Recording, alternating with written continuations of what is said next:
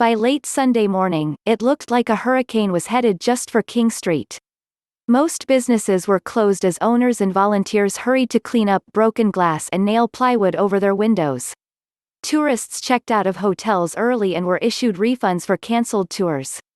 Instead of a storm with rain and wind, businesses were bracing for a possible second wave of vandalism and looting after a peaceful protest responding to the killing of George Floyd in Minnesota turned violent Saturday night.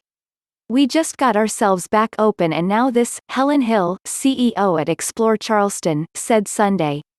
Hill said it appeared that the businesses hardest hit after Saturday's protests were also those that suffered the most losses because of COVID-19, downtown restaurants, retailers and hotels that, during any other year, would have been serving a high volume of out-of-town visitors over the weekend. "The few tourists who had been here were clearing out Sunday," Hill said. Some hotels on the peninsula were also getting cancellations. One lodging in particular, Hotel Bennett on Marion Square, suffered some of the most severe damage.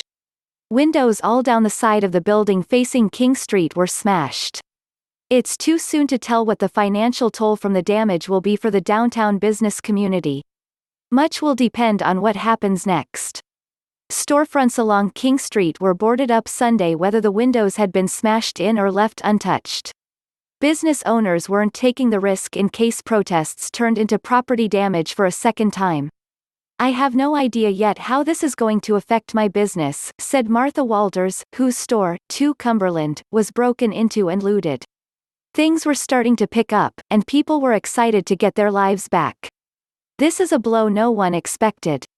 Walters said she isn't sure when some business owners will safely be opening up their stores again.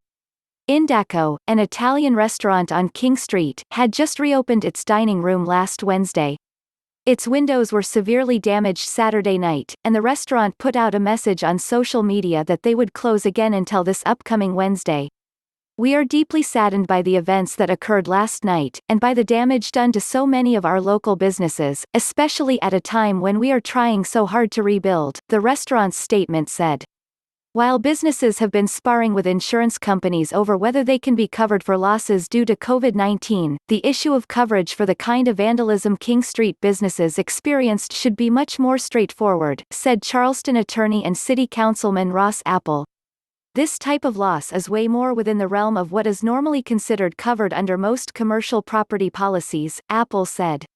"One of the main reasons carriers are denying claims for loss of business due to coronavirus is that there has been no property damage. In this case, the property damage is clear, so business owners should be gathering their insurance information and making claims," he said. "Repairing all that damage will take time, and that means potential days and nights of lost revenue," said Jamie Haley, the executive director of Lowcountry Local First, a nonprofit that supports local, independent businesses.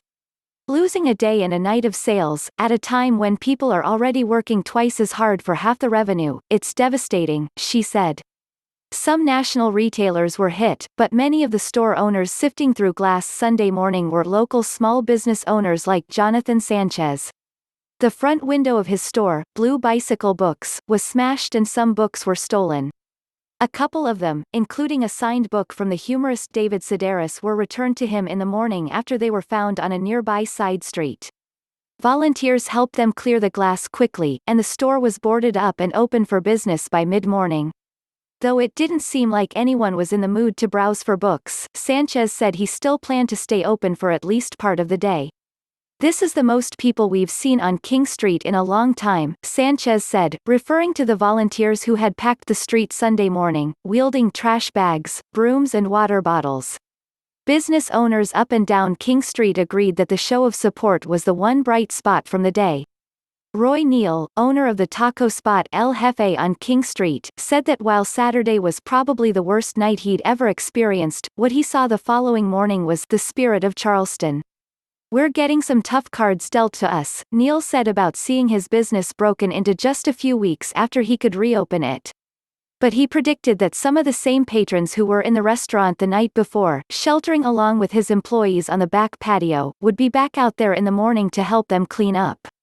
"That was the case," Neal said, which he took as a sign that they'll be all right.